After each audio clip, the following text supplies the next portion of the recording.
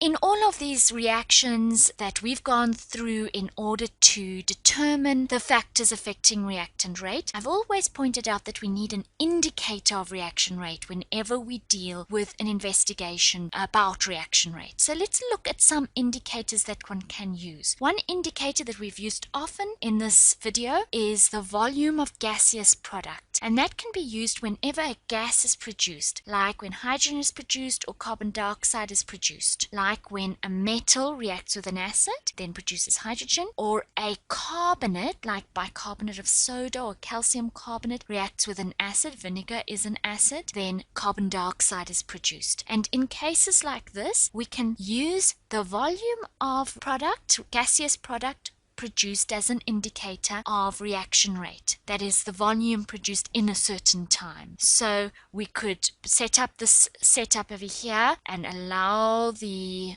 gas to be led along the delivery tube into the inverted cylinder. Remember, initially this would be filled with water, but as the gas bubbles up, that would push the water downward, and then after a certain time we could see how much gas has been collected. The more gas collected in a certain time, the higher the reaction rate. We could control the amount of gas collected and measure the time taken to collect that amount of gas. So we could stop timing a stopwatch once we have collected, let's say, 10 milliliters of gas, and the shorter the time taken to reach that 10 milliliter mark, the faster the reaction is, we deduce. Now, what about if a reaction produces some kind of precipitate? In the case here, bicarb reacting with vinegar, salt solution, water and carbon dioxide, none of the products is a precipitate, but we could make it form a precipitate by reacting carbon dioxide with clear lime water. Clear lime water turns milky in the presence of carbon dioxide, so it forms a milky precipitate, and we could use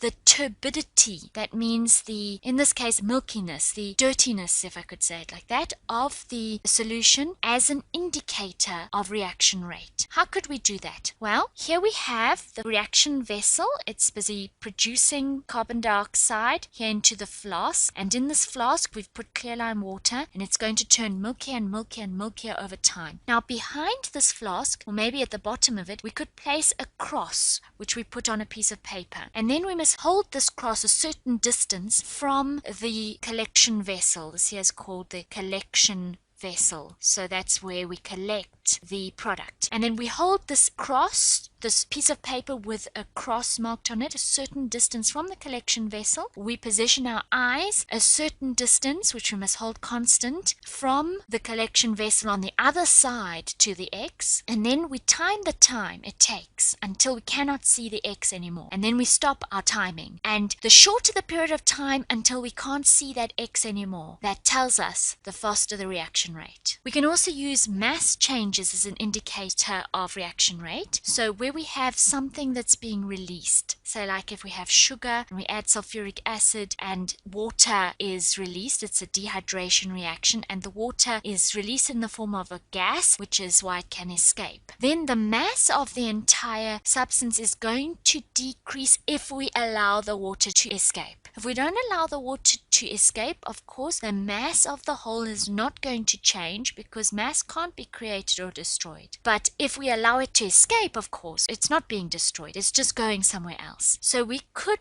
place our reaction vessel on a scale, and the scale tells us the mass in grams of whatever's in there. We could put our sugar inside there, add the sulfuric acid, and at that point, once we've got all the reactants together, we take our measurement of mass, and that's our starting point, our initial point. And then what will happen is the water will escape, and that will cause the mass to drop. And maybe we could give it a certain amount of time, maybe 5 minutes, and during those 5 minutes we see how much does the mass decrease. What's the mass at the beginning of the 5 minutes? What's the mass at the end of the 5 minutes? Therefore, what's the change in mass during the period of time? And that can give us an indicator of reaction rate. In this equation, we would again use turbidity as our indicator of reaction rate. In this case, because a precipitate, an insoluble product is formed. If you put silver nitrate, which is a solution, it looks clear, it looks almost like water. With potassium chloride, which is also a solution, it also looks clear like water. When you mix those two together, the silver ions and the chloride ions form an insoluble combination. They cannot dissolve. They're not in the aqueous phase. They're in the solid phase, and we draw attention to it by a downward arrow, meaning it came out of solution and precipitated into the solid form. An upward arrow would mean gaseous precipitate, but here we have a solid precipitate. The nitrate and potassium ions remain unchanged in the aqueous form, so that's not really of importance here. They are spectators. But what we have here is an insoluble precipitate, and silver chloride is white in color, and so we can make use of this reaction to help us to determine reaction rate and the effect of various things on reaction rate. If we were to use this reaction to help us in an experiment, we could use turbidity as an indicator of reaction rate. So we could place a vessel, a reaction vessel, maybe on a piece of paper, and on that piece of paper we write an X. We must always write between the different treatments the X with the same kind of pen so that the brightness, the intensity of the X mark is the same. We can hold our eye always at a certain distance above the X, and then we can add the reactants into the vessel and time the period of time that it takes before we can no longer see the X, because the turbidity caused by the precipitate, the